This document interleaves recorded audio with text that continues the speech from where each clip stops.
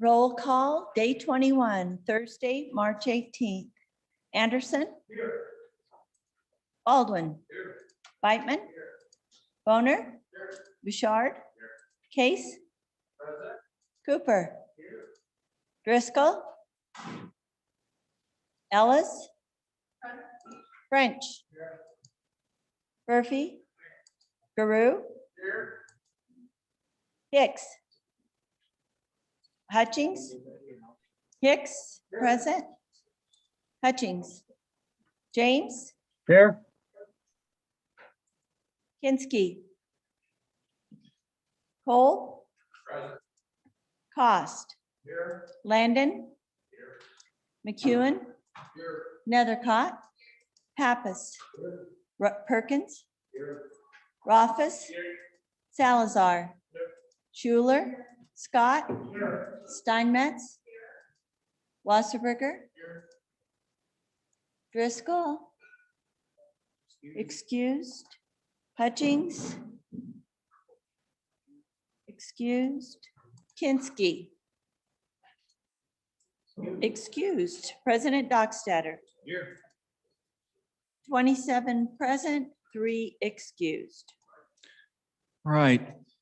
Our prayer today will be offered by Father R. Joseph Collins, Holy Apostles Orthodox Church out of Cheyenne. And I've asked the Father to take a moment and talk to us about himself and his parish, and welcome Father Joseph to the Senate chambers. Go ahead, sir.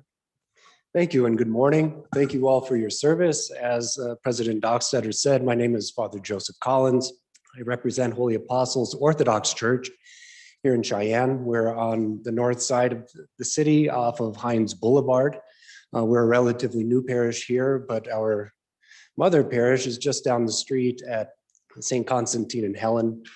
I grew up in Wisconsin, so this sort of snow is old hat to me. And we also lived on the East Coast for some time, so nor'easters, 2 or 3 of these a year. So if this is a century sort of storm, I'm in the right place. And I'm very grateful that you all invited me to be here today.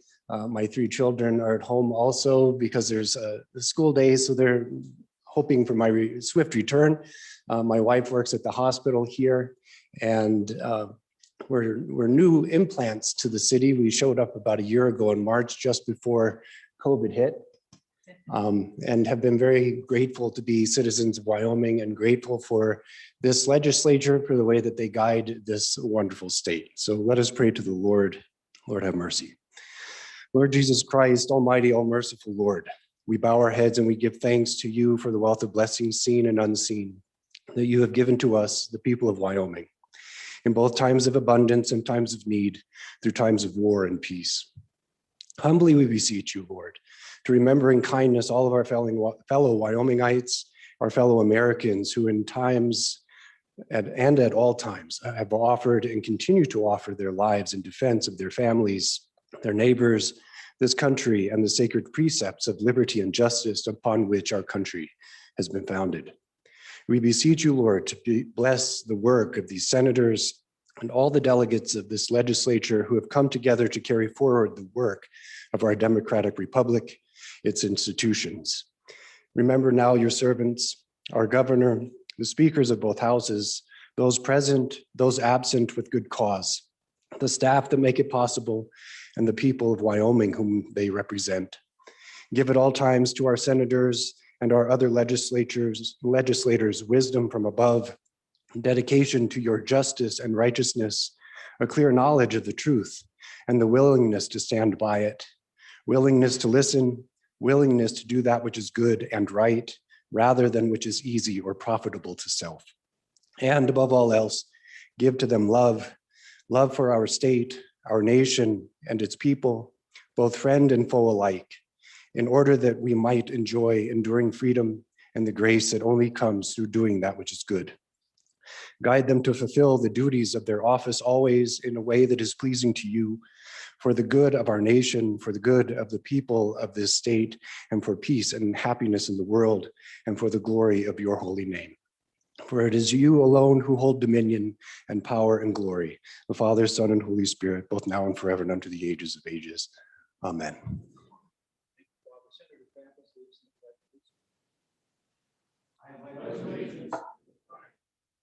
United States of America and to the republic for which it stands, one nation, indivisible, with liberty.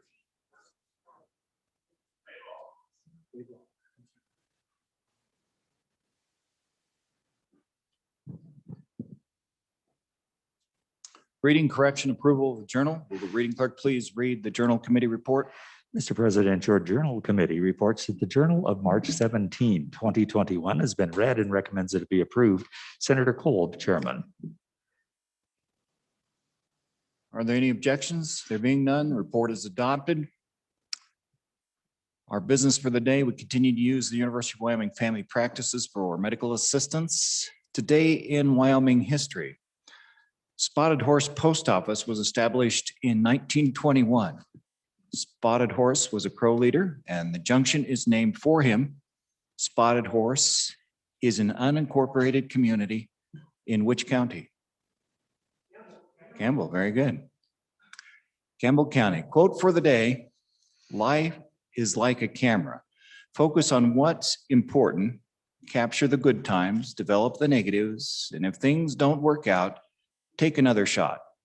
C&K Abelnor. Session status as of today. Today is the last day for bills to be reported.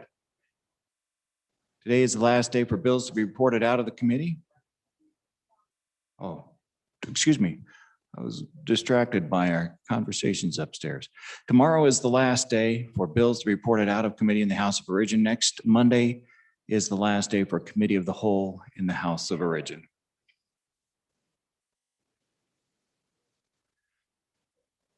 Messages from the House.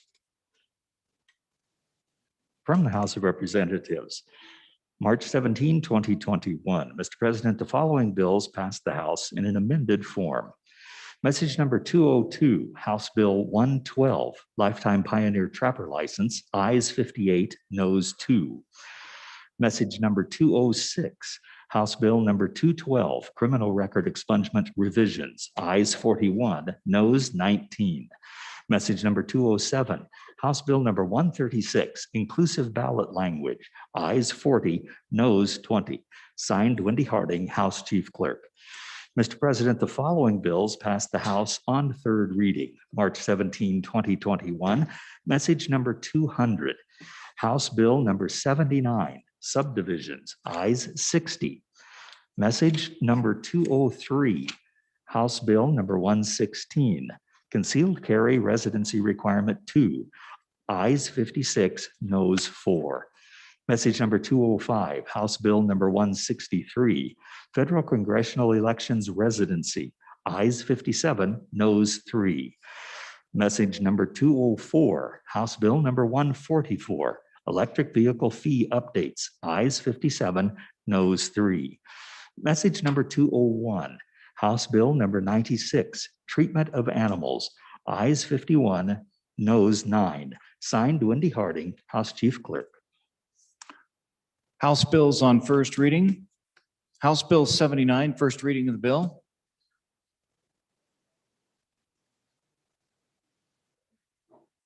House Bill 79, Subdivisions, sponsored by Representative Duncan. House Bill 79 is assigned to committee number 7, Corporations. House Bill 96, first reading of the bill. House Bill number 96, Treatment of Animals, sponsored by Representative Larson, passed the House, ayes 59, noes 9. House Bill 9.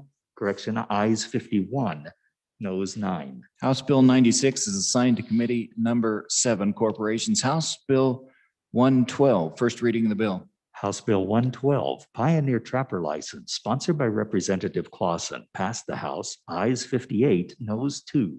House Bill 112 is assigned to committee number 6, Travel, Rec, Wildlife. House Bill 116, first reading of the bill. House Bill 116, Concealed Carry Residency Requirement 2, sponsored by Representative Worf, passed the House, ayes 56, noes 4. House Bill 116 is referred to Committee Number 1, Judiciary. House Bill 136, first reading of the bill. House Bill 136, inclusive ballot language, sponsored by Representative Yin, passed the House, ayes 40, noes 20. House Bill 136 is referred to Committee Number 7, Corporations. House Bill 144, first reading of the bill. House Bill 144, electric vehicle fee updates, sponsored by Representative Brown, passed the House, ayes 57, noes 3. House Bill 144 is assigned to Committee Number 8, Transportation. House Bill 163, first reading of the bill. House Bill 163, federal congressional elections residency, sponsored by Representative McGuire, passed the House, ayes 57, noes 3. House Bill 163 is assigned to Committee Number 7, Corporations. House Bill 212, first reading of the bill. House Bill 212, criminal record expungement revisions, sponsored by Representative Provenza, passed the House, ayes 41, noes 19. House Bill 212 is referred to Committee Number 1, Judiciary.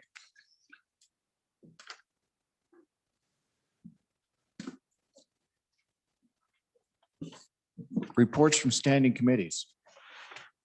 March 17, 2021. Mr. President, your committee number 8, Transportation, Highways, and Military Affairs, to whom was referred House Bill 20 engrossed, driver's license requirements, visual acuity, respectfully reports same back to the Senate with a recommendation that it do pass.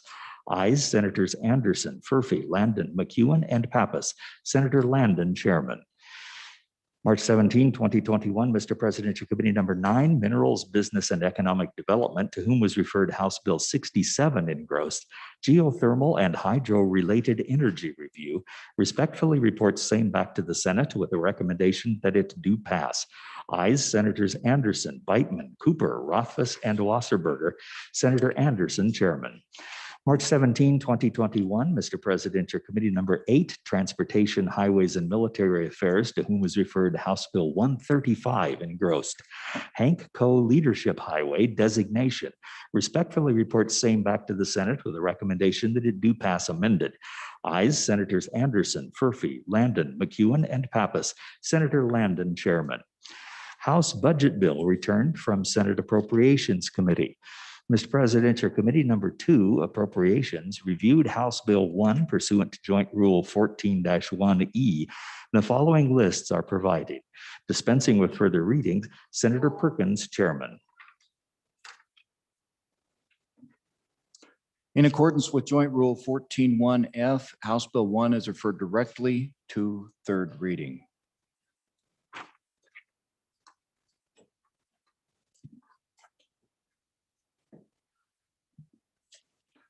Bills on second reading.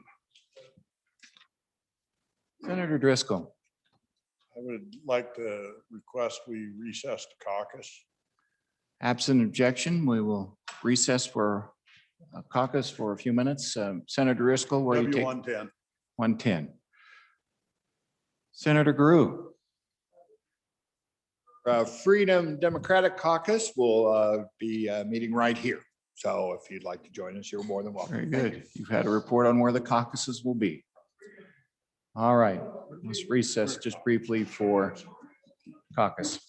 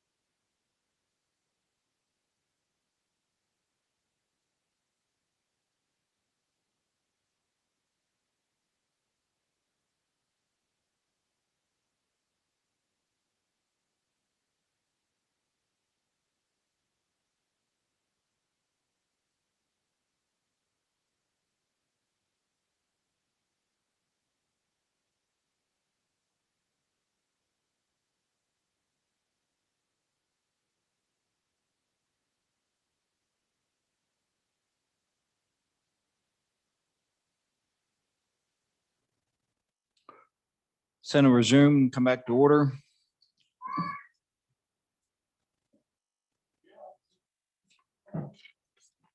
Bills on second reading. Senator Boner.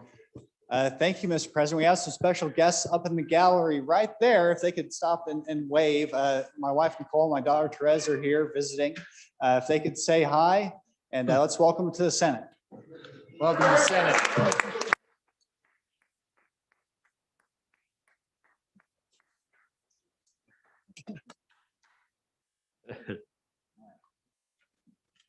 Thank you, Senator Boner.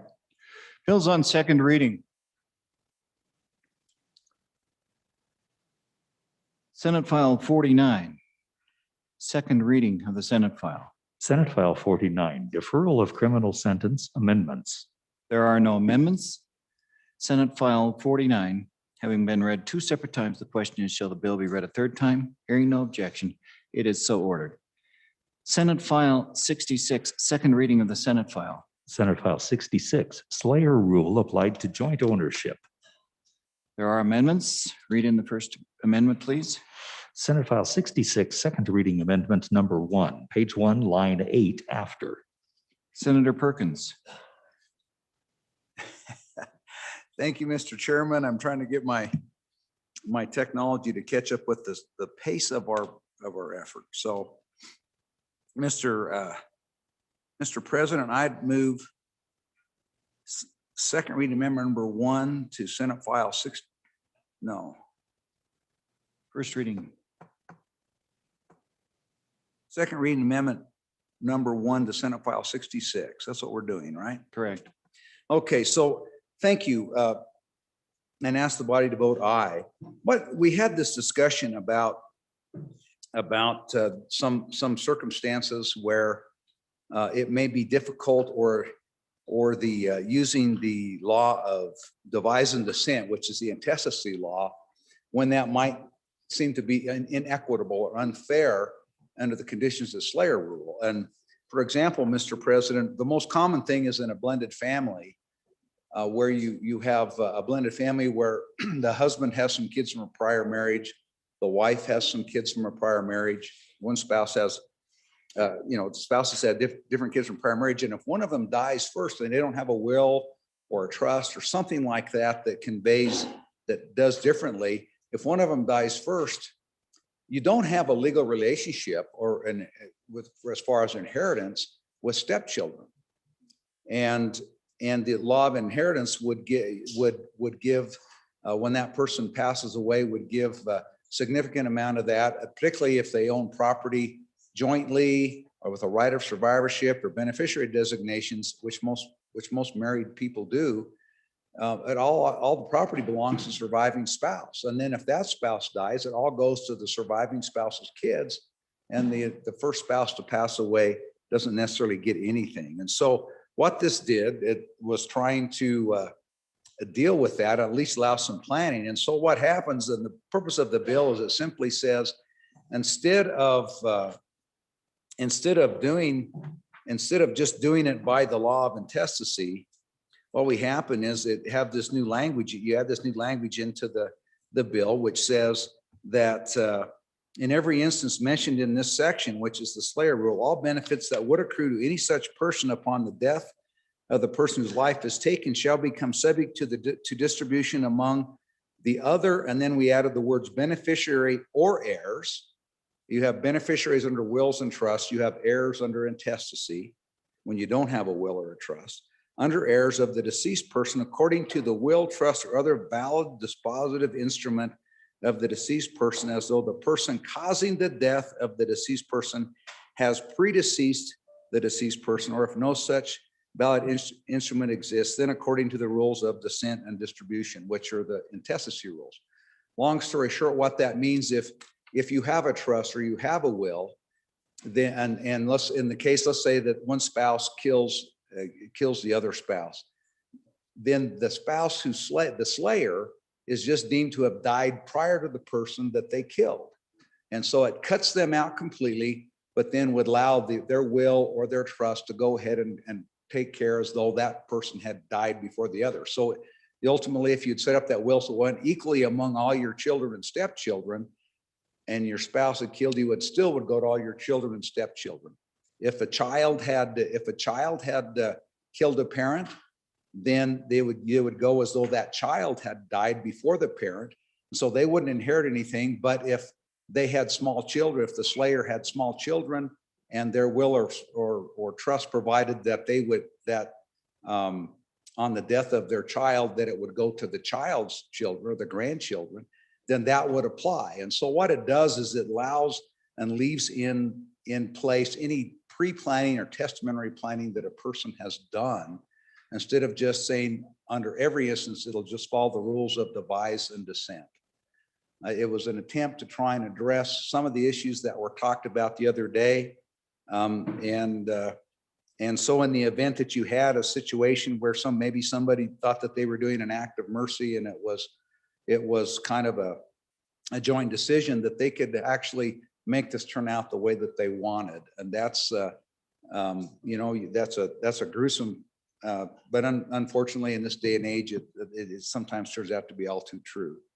And so with that, I'd stand for questions, but that's what the intent of this does. It's just an attempt to try and resolve some of the issues that we talked about the other day. Questions or discussions on the amendment, Senator Landon? Thank you, Mr. President. Really appreciate the good chairman and his work on this. Having worked with him, I know how important these documents are. In a slayer situation, and I apologize if I misheard or did not hear appropriately, absolving the insurance company in a situation like this, I can understand where there might be situations that are not completely above the board. For example, in the case of an incapacitated spouse. But I guess I'm wondering from the senator, maybe he could talk about why we're absolving the insurance company altogether there. Is there a circumstance where the incapacitated spouse maybe is helped on to the next chapter by the spouse, who then takes his own life or her own life? But what about the one who dies first? It seems to me that wouldn't there be insurance consideration there? I'd like to know a little bit more about it. Thank you, Mr. President. Collect a few more questions or discussion before we go back to the sponsor. If there's none, let's go back to Senator Perkins. So first, thank you, Mr. President. That's a good question. The amendment as written doesn't change or deal with anything with the insurance company. That's all existing language, and that's already in there. So the amendment doesn't change the existing language, but that language is in the amendment. The reason you're absolving that is really, if you read and think about this, all you're doing is an insurance policy is a contract. It's simply a contract. And so what the purpose of that language is, like I say, it's whether you pass this amendment or don't pass this proposed amendment, it's not going to change the insurance language. But to answer the question, Mr. President, like I say, it's a contract, and the contract is that, okay, you're going to insure my life, and if I die, these proceeds go according to the beneficiary. And so if you've got a beneficiary there, that's where it goes to. Now, on the Slayer law, we've said in the Slayer law that as amended and even before as amended, if the insurance company pays the slayer, and I mean, the insurance companies don't read the newspaper and find out every crime that's out there. And so the insurance company realistically doesn't have any way to know that this policy shouldn't be paid on the death of someone to the designated beneficiary. If the designated beneficiary is a slayer, somebody has to tell them. And so ultimately what it's saying is just really, if they pay that, they've acted in good faith, they're paying it according to the terms of the contract. Nobody stepped forward and made a claim saying, hey, you can't pay this person because they actually caused the death, felonious death of the insured. And they pay that in good faith, not knowing any differently, then you can't come back and make the insurance company pay it again.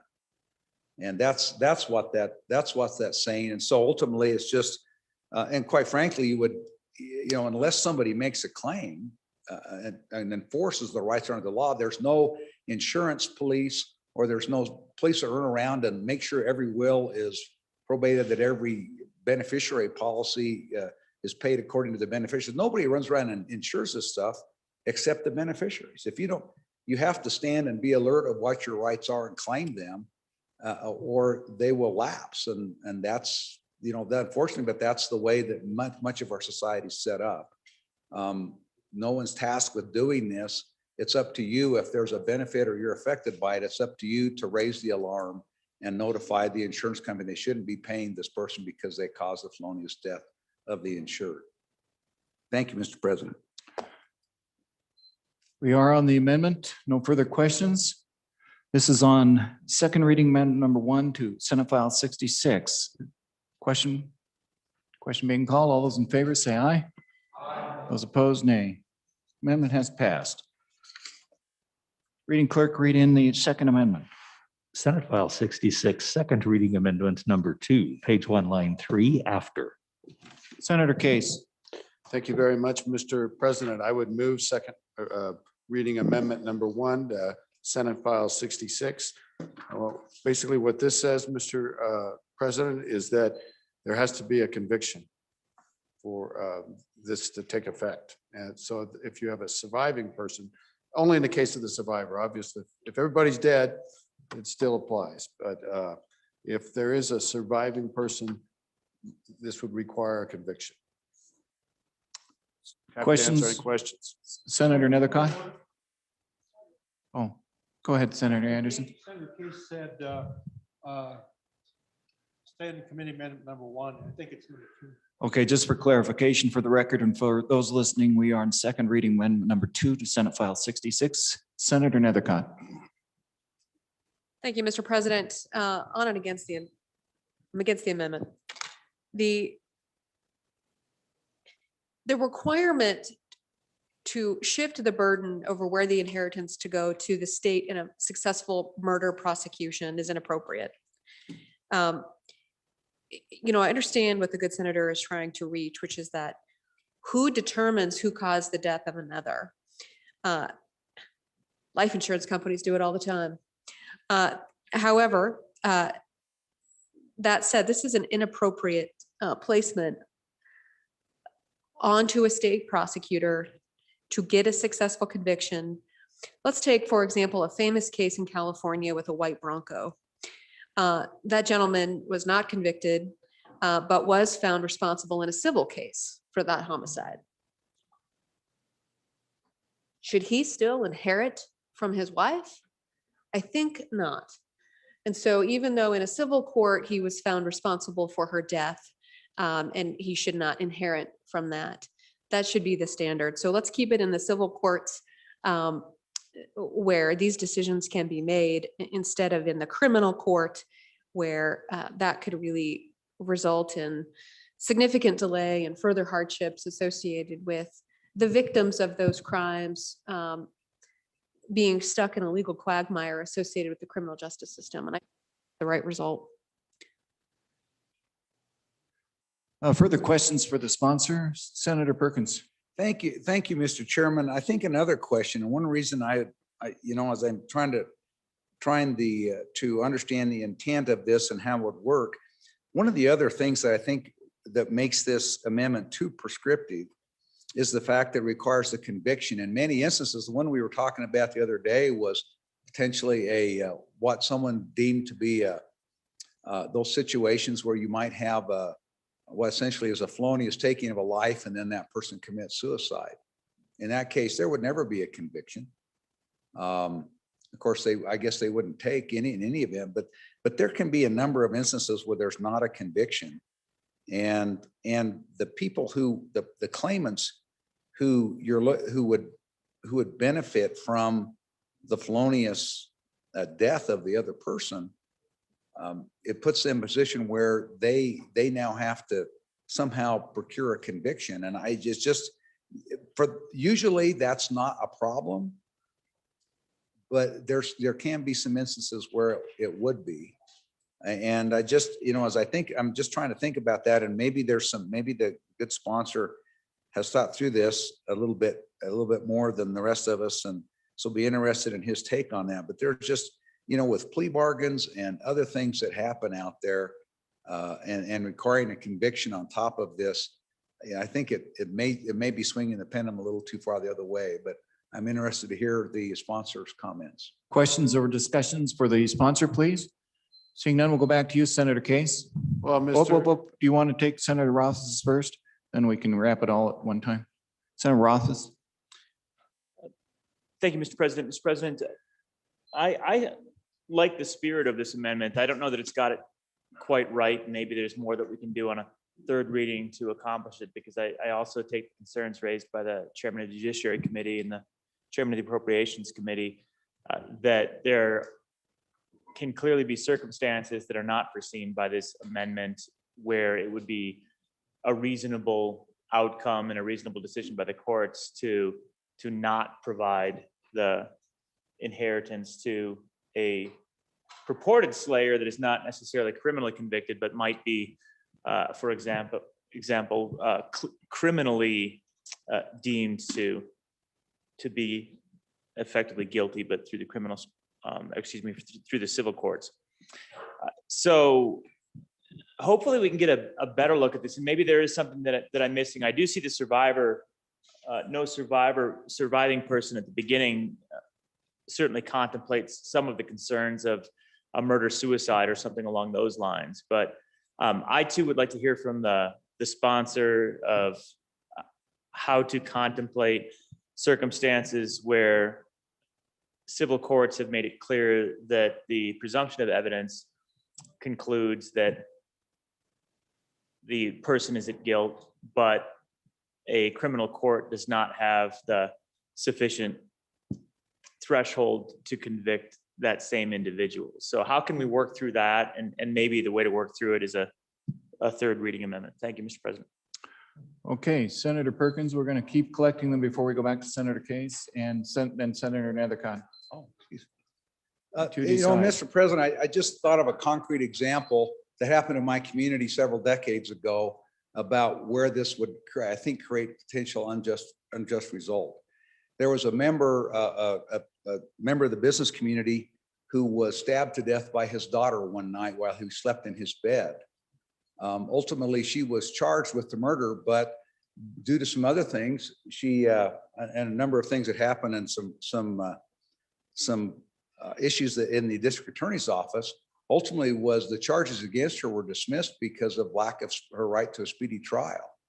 I don't think there was any, and she ended up, quite frankly, the daughter ended up in the state hospital eventually, but ultimately there were never any charges. There was never any conviction of this young woman for killing her father. And so that's an example where there is definitely not a conviction, and the application of this amendment as it would seem to me to result in an unjust result. And so I think we can work through this. I think it's, again, I think we can continue to work on this, but that's just an example of a particular case in my community that would have resulted in an unjust result. Thank you, Mr. President. Senator Nethercott.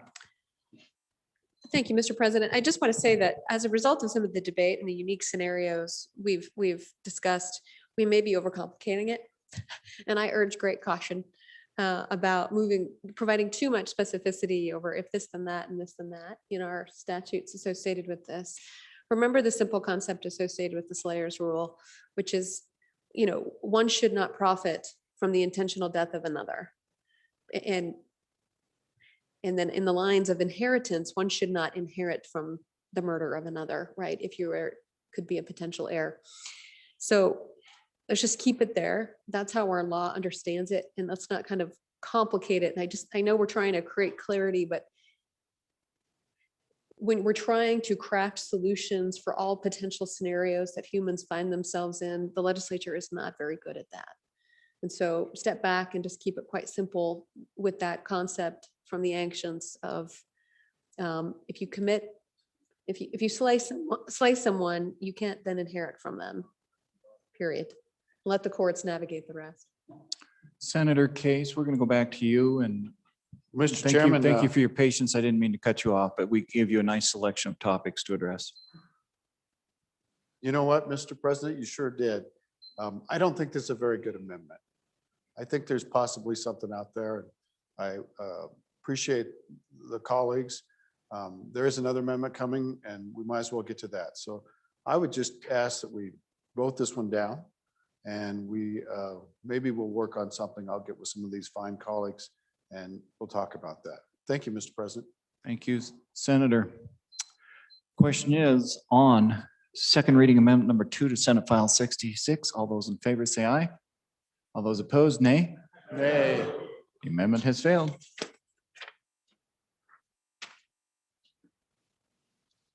There is another reading amendment, second reading amendment. Rita, read it in, please. Senate File 66, second reading amendment number 3, page 1, line 3 after. Senator Case. Thank you, Mr. President. I'll get my numbers right this time. I would move second reading amendment number 3 to Senate File 66. And Mr. President, by way of a little background, a few years ago, we had a member from Natrona County down in our other side of our building. And she was a very effective legislator and she got us interested, and your corporations committee looked at what a coroner's case was and when a coroner would become involved in a death situation. And her beef was that coroners were a little bit overzealous in some types of deaths and doing investigations that were unnecessary and were invasive of the family and kind of disturbed the dignity of death. So we have a place in our statute where we define what a coroner's case is. And I think it's useful for this situation. And so if you pardon me, I'd like to read from that statute book. It's 74104A Romanet I. And Mr. Chairman, I have to find my mouse, which is always hard for me to do with bifocals. And so a coroner's case, if you guys can go to it, but 74104A, a coroner's case means a case involving a death which was not anticipated and which may involve any of the following conditions: violent or criminal action, apparent suicide, accident, apparent drug or chemical overdose or toxicity. Another factor is that the deceased was unattended by a physician or other licensed healthcare provider. The next one is apparent child abuse causes. And the last one on the list, I think this is the last one, is that the deceased was a prisoner, trustee, or someone that's in the custody of the state of Wyoming. H is if the cause is unknown and cannot be certified by a physician. And J is a public health hazard. And K is the identity of the victim is unknown. All those cases are what's called a coroner's case. Coroner has to investigate this case and it may lead to further prosecution, legal action, what have you. All this is saying is if it's not a coroner's case, this rule doesn't apply. And how would that happen? Well, I'll use my brother. He died at home. He died in the ordinary course of a disease. He actually wasn't attended to by a physician, but you know, it was an expected death in some sense. Does that raise consequences about the Slayer rule? Do we have to worry about my sister-in-law maybe of helping to speed something on and, you know, get into a real goofy world here? No, we don't. I think it happens more often than you think. We had, there's an obituary that was circulated of a former colleague who died from Sheridan County. He and his wife died the same day, both in bed. That's a beautiful story. I don't know how that possibly could have happened, but it's a beautiful story. And anyway, that's what this amendment's trying to really focus on. If it's not a coroner's case, it doesn't rise to that level of suspicion, then it doesn't, the rule doesn't come into play. And I can't wait to hear the discussion on this one. Senator Nethercott, you anticipate your discussion. Thank you, Mr. President. I just want to reiterate that what we are doing, inheritance really is a kind of a private matter, right? I mean, that doesn't require state action to be involved or any government official to come in and make decisions about who receives what. So these issues regarding the application of the Slayer's rule are very rare, very, very, very rare, which is why our law is deficient on this particular point to bring it forward. That's how rare it actually is. So we're coming up with these kind of bizarre scenarios and trying to solve them. And the solution is getting a government official involved. And I think that that is mistaken because let's talk about our coroner situation in the state. Not ideal. The Supreme Court just this past year determined that the board that supervises coroners has no authority to investigate them for misconduct. There's also very little requirement or authority to be a coroner. Anyone can be, regardless of education, regardless of qualifications, regardless of experience. You too can be a coroner, just like you too can be a legislator. And therefore you're making death determinations and you are making criminal homicide determinations, maybe resulting in the fate of significant sums of money to children and to spouses and to others. And I just think that's a very dangerous result. Your Joint Judiciary Committee did try to solve this problem, but unfortunately that has not worked out this session. But that's it. Right now, the Supreme Court has determined and our statutes are deficient as for standards, qualifications, investigatory authority regarding who coroners can and cannot be. And I think divesting the authority of this particular type of situation to such a position, and I respect them greatly, but I think is probably not the wisest course at this time. Further discussion for the sponsor. Further discussion, we'll go back to you, Senator Case. Well, thank you, Mr. President. You know, the fact that we're working so hard to try to fix this bill might tell us a little bit more about the ultimate fate of what the bill should be, I guess. But I've got to believe that couples can make decisions and we can support them in how they want to leave this world. And if it's not a criminal thing, if it's an act of love, I don't want the children of one of the couple to argue that one of the spouse helped to hurry this along, maybe because they gave him too much painkiller or what have you, in the agonies of death. People search for solutions. I've been personally involved in this a couple of times. I haven't killed anybody, I'm not saying that, but I don't know how to explain it. You know, I nursed my father to the very, very end. And my father begged me to help him leave this world. He died at home. I was there. He begged me. And he was a pharmacist. He knew what he was doing. I didn't do it. I still have him begging me. And, you know, we've got to figure this out a little better. A colleague of ours died in bed with his wife just within the past 2 weeks. It happens more than you know. Why do we want to let the families then fight about how it happened? Who killed who first? And we have the stepchildren at war with each other.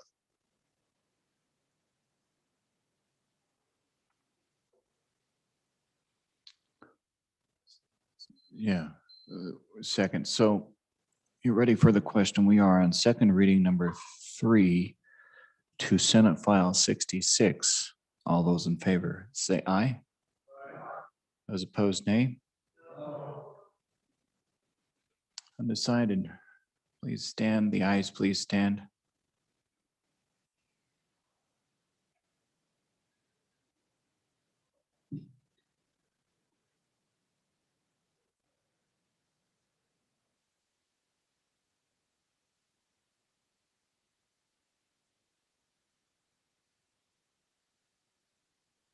Ayes 11. Those opposed, nay. Stand.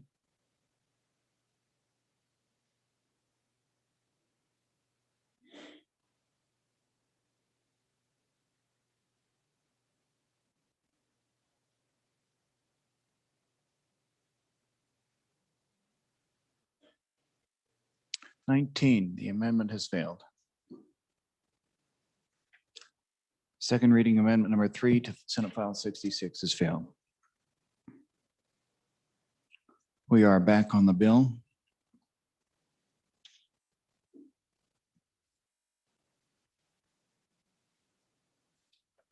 Senate File 66, second reading of the Senate File.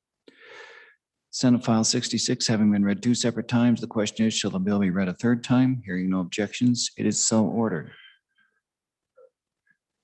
Mr. Floor Leader, Privilege the floor. please do. Fellow senators, join me in welcoming the Blue Wave in the West Gallery. This is the Upton Bobcats. This is the runner-up girls basketball state champion team, the boys championship basketball team with a record of 20-1, a record we'd all be envious of, and Mr. Clark Coberly, the superintendent of Weston number 7, all from the greatest town on earth. Welcome.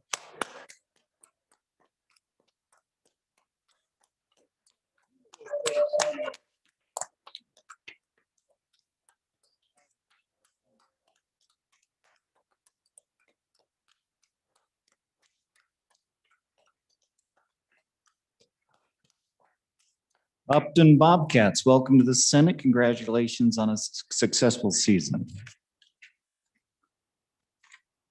Senate File 67, repeal gun-free zones, Senate File 67, second reading of the Senate File. Senate File 67, repeal gun-free zones and preemption amendments. There is an amendment. Read in the amendment. Senate File 67, second reading amendment number 1, corrected copy, page 1, line 4 after. Senator Cost.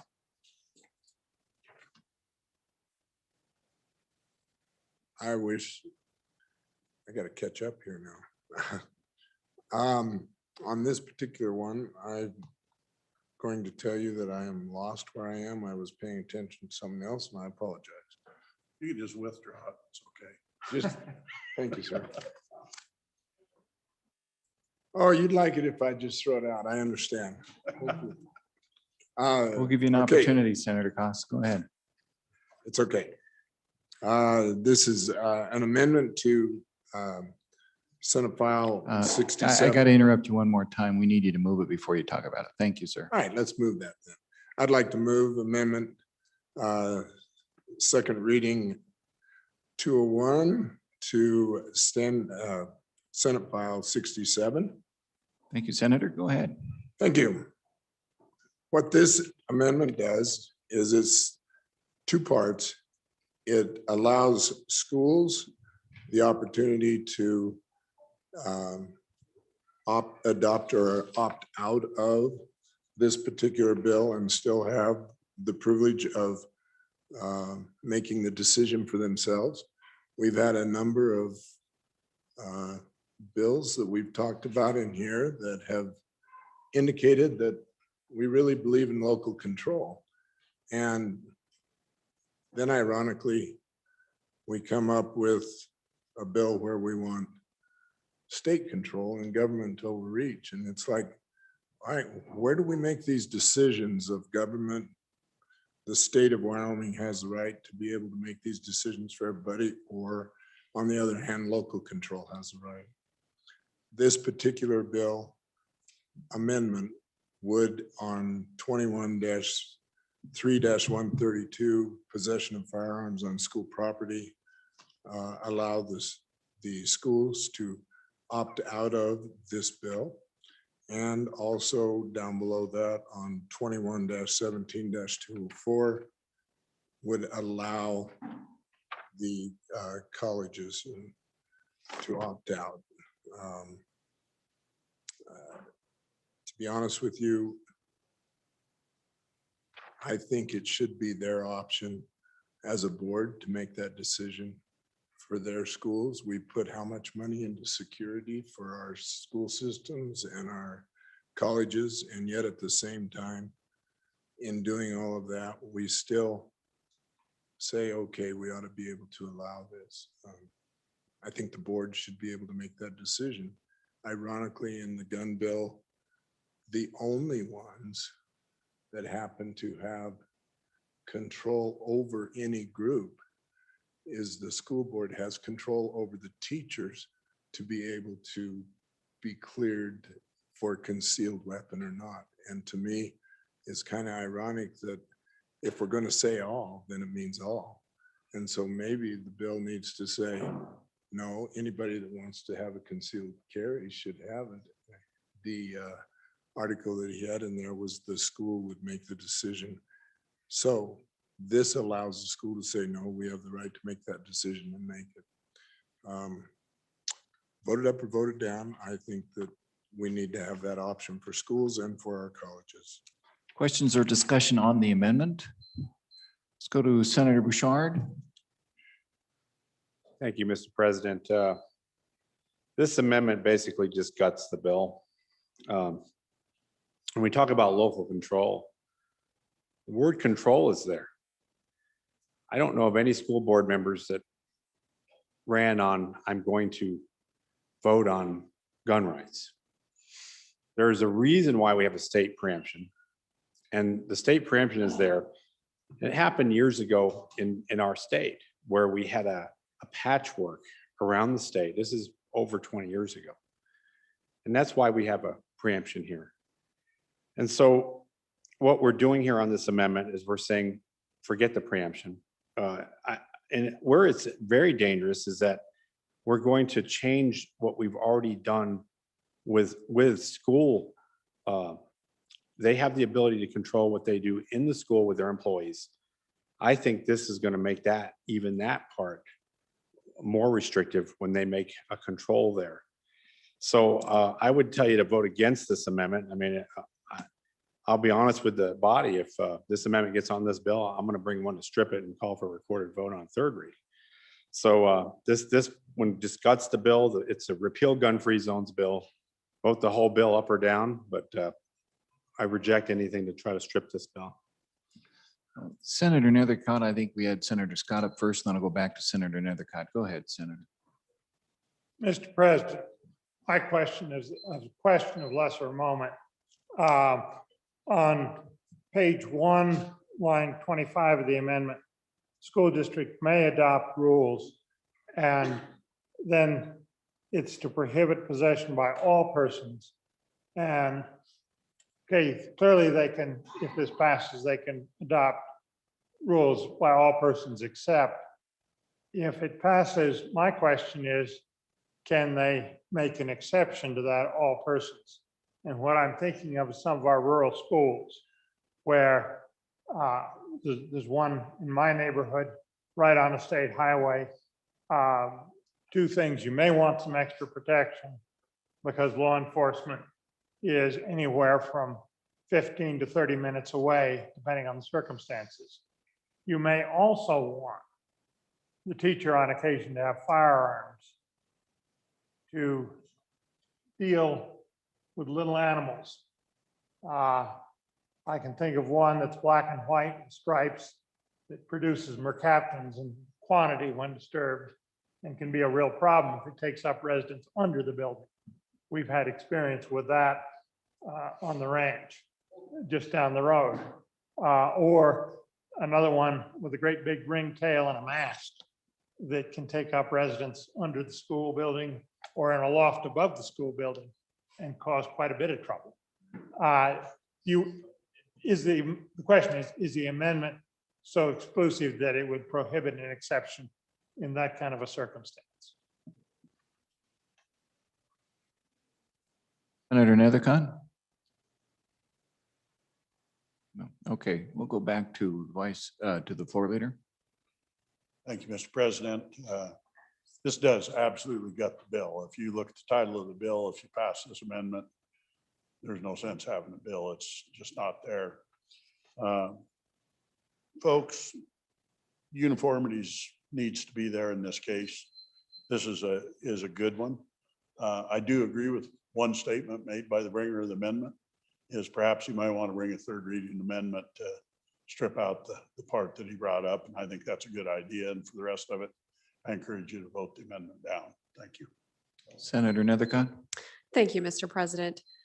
You know, the good senator from Laramie County who spoke and urged caution in against the bill and explained the history of gun laws in our state and the unfortunate circumstance of a patchwork of confusing gun laws that do inconsistent things as a result of the consistent efforts to bring in what will be our 7th gun bill this year coming into the committee. It's very confusing. The bill is confusing, the amendments are confusing, the laws are a mess, and I am very concerned for gun owners in this state. They don't know how to be lawful and abiding citizens. And I urge great caution with all of these bills. It's confusing for gun owners, it's confusing for Wyomingites, it's confusing for all. And I don't think anyone in this state knows where they can lawfully carry or not lawfully carry anymore. It's a real problem. So I agree with the senator from Laramie County. Our state of the laws regarding firearms rights are a mess. Senator Anderson? Mr. President, on and for the amendment, my concealed carry permit says where I can and can't carry. There's no doubt about it. It states it clearly, and the sheriff stated it clearly to me when I got it. I'm for giving the school districts the ability to decide. We did this a few years ago with them for the teachers, and some districts authorized the teachers to carry, some didn't.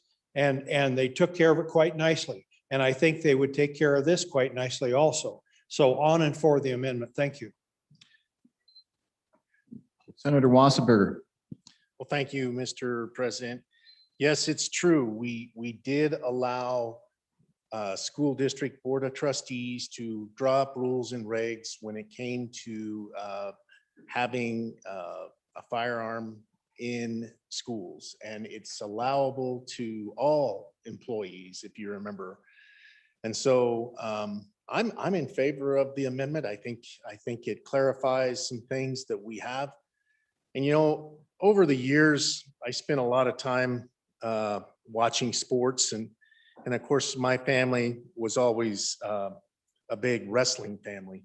And to the Bobcats in the gallery, I can remember the days when Upton won state championships in wrestling, way back when they had an outstanding program. And twice in my life, while I've watched wrestling matches, I've seen fistfights break out by fans. And so I think people have a tendency sometimes to lose their emotions in sporting events.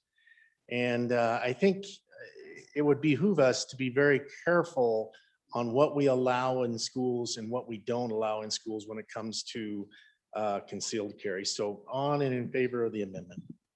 Senator Landon? Thank you, Mr. President. I believe that I'm probably the only senator here who has lived through a campus shooting. It did not involve a firearm, but it was the same thing. It was a small crossbow that was just as lethal.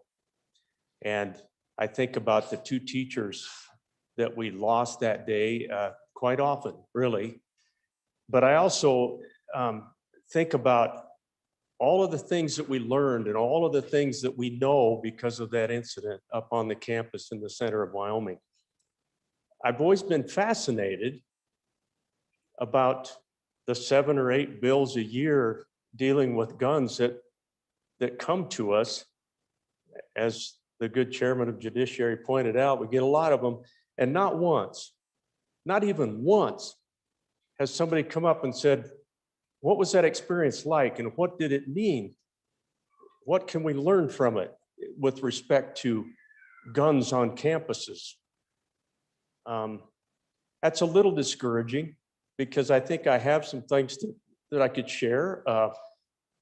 You know, I've always been worried on a campus, senators, that over in a residence hall environment, you mix 18 and 19-year-olds with alcohol and opposite sex or those interested in others, and things happen. And off the top of my head in my 30-year career, I can think of at least 2 or 3 times that I just thanked the good Lord that we didn't have a gun involved. Instead, we had a brick or a baseball bat, and we ended up down in the emergency room, and we got everybody patched up, and things were okay. The second worry that I always had on campuses was things like state tournaments, you know, where these guys just got done competing. And the temperatures are up and rivalries exist, and maybe they collide with each other in the semifinals at a gym, and it's packed in there. You might remember 4 or 5 years ago, we had, I believe it was the team in the Good Senators district versus one down in the Fremont County country. And they've been rivals forever. And they were playing in the state championship game. And there was a fight, and it went outside. And thankfully, it was a knife. It was a knife. And so we didn't lose anybody's life that day. But the fact is, it does happen. And so that's the piece, that's the reason that I'm supportive of this. Let those boards decide specific situations where they might have learned something. They might know something that we don't know, and can be a little bit more cautious with what goes on there. There's always permission all the time that was granted for those that wanted to come on campus and had a concealed permit or whatever. But to just blanket that across the state without the opportunity for our local folks to weigh in, that's just a real struggle, Mr. President, for me. Thank you. Let's go to Senator Schuler. Thank you, Mr. President. Just to piggyback on the good senator from Natrona County, I really think we're missing the boat with the local control issue. You know, we gave folks a few years ago the ability to make the decision whether or not to let their teachers or personnel on their campuses be armed. We gave them the opportunity for local control then, but now we're not. We're just kind of taking it away and saying, you know, as a legislature, we're just going to make it a blanket rule. And so I would really like to see us go back and give these districts an opportunity to make their own decisions. Now, one of the districts, or one of the school districts in my county opted for being able to arm their teachers, and the other 2 did not, but at least it was their choice. It was their option. And I think, you know, we're all different in all school districts around the state. So on and for the amendment. Thank you. Let's go back to Senator Bouchard while we're in the neighborhood there. Thank you, Mr. President. What I heard was an argument that a sign is somehow stopping these people that go onto a campus, because there's nothing else stopping them. Those are the people who don't care about the law. They're there because they want to come onto a campus, and they're bloodthirsty killers, and that's what they do. This law isn't about that. Under the US code, you must have a permit to carry on a school ground, on a public school ground. That's what this bill does. It allows someone with a permit to carry on the school ground. So what this does is it gets rid of the bad guy that comes on the campus and he just gets to come on and do whatever he wants. So what we're doing here is keeping with federal law, which does allow a state to do this. And where they have done it is to the state to the west of us, because they've been doing this for at least 15 years that we know of. All of the things that I hear that is used to fearmonger, why aren't we reading it in the state west of us? Anybody who's a visitor with a permit, anyone who works at the school with a permit, anybody who drives the bus with a permit, they're all allowed to carry. That's what we're talking about here. We're talking about stripping the rights of law-abiding citizens that have a permit. So something we don't know is the words I just heard. Something we don't know. If we look at this and just vote on this based on the emotional pleas that we've heard, we're not looking at something that we do know. And that's, we know that the state to the west of us does this very thing. And we're not seeing the sky fall. We're not seeing people in fights. By the way, on university campuses, this goes beyond in the state to the west of us. You can carry in a government building. You can carry on universities. Where are all the newspaper articles coming in, flooding our desks, saying that the sky is going to fall? They're not there. That's what we do know against this amendment. Further discussion, Senator Driscoll? Oh, Senator Kolb, sorry. Go ahead, Senator Kolb. Thank you, Mr. Chairman. You know, this issue's been here with us for quite a while. And honestly, in the beginning, when the gun-free zones were first proposed and then enacted, I was initially for it. Well, then up until I came to realize that people died. People died. Children died. Why'd they die? It's because that perpetrator did not look at the sign. It means nothing. It means nothing to people who are criminals in intent to murder and cause mayhem. And so I lived and learned. I hope everyone has lived and learned that a sign does nothing. It strips you from your rights to protect yourself. And of course, we've got a school resource officer in some cases. And those folks are good people. But number one, they're not everywhere. And number two, they may not be there.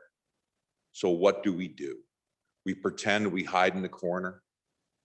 Kids, children, victims of a person, and with no one there to protect themselves, because folks say, well, we've got a gun-free zone. Well, they don't work. They haven't worked, and to continue to do something that doesn't work is the definition of lunacy. And then let's get back to concealed carry permit holders, which I am one of. I will tell you have to be vetted by local law enforcement. They have to have no reason to deny you. If they have any reason, they will deny you. And it's a better way of saying that. And they just don't give these permits out to anyone. And there may be arguments made that, oh, I don't know, you're not an expert marksman, let's say. But you do have common sense and you do have sanity. And I truly believe those folks make good decisions. And I think when you disarm people, you turn them into victims. And I'm really tired of having some person tell me that we're protecting kids. I just don't see it. I don't see the good we're doing. So I think having concealed carry permit holders carry in the event they may be there in school, I think it's a good thing. I think it's a positive thing, and I'm against this amendment. Thank you, Mr. Chairman. I think our next one up was Senator Driscoll, and then we'll come back to you, Senator My McEwen. second time. Oh, all right. Okay, Senator McEwen, you have the floor. I don't want to oversimplify this, but I would just point out the Second Amendment of the Constitution of the United States of America simply states the government shall not infringe. Shall not infringe. And if we're going to start passing legislation to protect everyone, especially children, let's make the legal driving age 25. They kill themselves in cars. Bad things happen in cars. Bad things happen everywhere. But in this process, I agree, we have a patchwork of gun laws that mean they're almost all unconstitutional.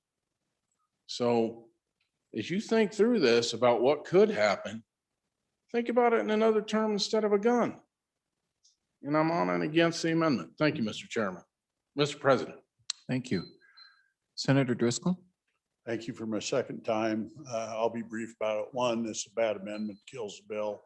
Let's vote the bill up or down, but repeal this amendment and vote on the bill however you want. No sense gutting it by amendment.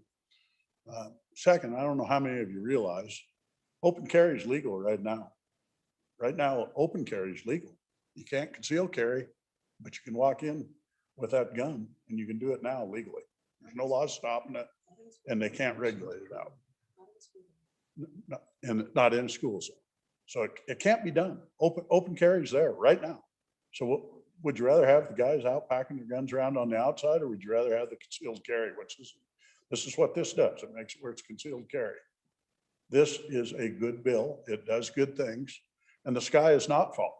The areas that have done this have not had the wreck. We heard the same argument as my good friend from Rock Springs said. When we did open carry, we heard the same thing. Oh my gosh, there's gonna be dead people all over. We're gonna be pulling guns and shooting each other. And you know what? It just didn't happen. And we always get in this what if chicken little. Sky's not falling. Repeal the amendment, pass the bill. Thank you. Senator Cost, wrap it up for us, sir. We'll see what we can do. Thank you, Mr. President. First of all, I want to make it clear that I am certainly not against guns in any way, shape, or form, but I think there are certain places where guns are not necessary. I will tell you right now that it's amazing that we can check with doctors and they can verify certain things. We can check with the lawyers to verify certain things, but we certainly don't check with schools to verify things there. And of course, we all know better how to run schools as far as safety and all than anybody else. You know, nobody's being scared. Nobody's saying I'm trying to run scared tactics or anything. The bottom line is, let the schools take care of the safety of the schools. The way they have to check in people and all does produce that. The important thing here is these are our kids. And I don't see all of you going to be in school to protect those kids. The people that are going to protect those kids are the ones that are in that school. And the body that controls that is the school board. And if the school board wants to create or allow guns, they should.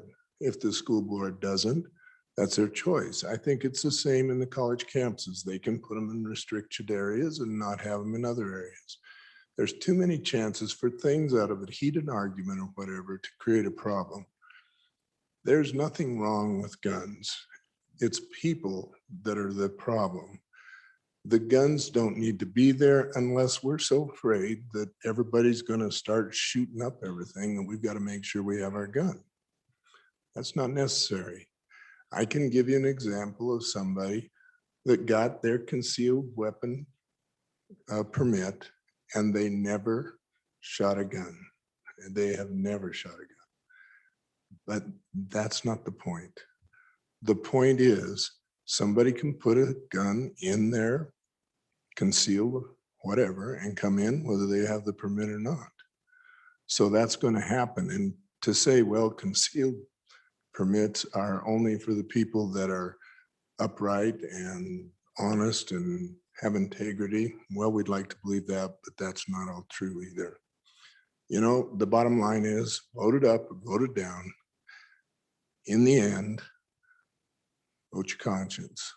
I hope you'll see the protection for our kids and say, you know what, I'm not going to be in that school. Somebody else is. Let them make that decision. Thank you. Question on second reading amendment number 1 to Senate File 67. All those in favor say aye. Aye. Those opposed, nay. No. The amendment has failed. Division being called. All those in favor stand.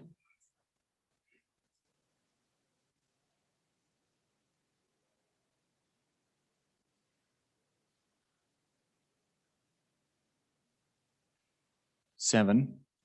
All those opposed stand.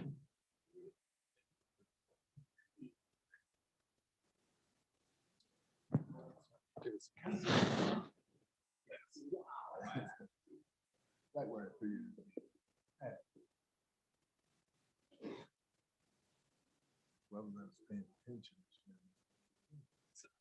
22.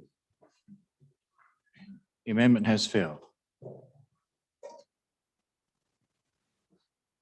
Continue on, Mr. Floor Leader.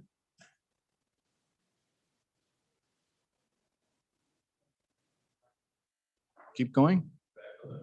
Oh, back, oh, yes, thank you. Senate File 67, having been read two separate times, the question is, shall the bill be read a third time? Hearing no objections. Hearing no objection, you almost became an objection, Mr. Floor Leader. Senate File 67, having been read two separate times, the question is, shall the bill be read a third time? Hearing no objections, it is so ordered.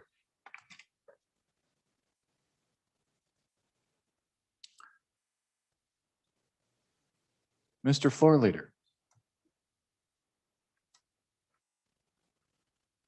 Mr. President, I move we stand recess till 2 p.m. Announcements? No announcements. You heard the motion, you've heard the motion, all those. Oh, Senator Case. Just a reminder that revenue is meeting 15 minutes after the noon recess.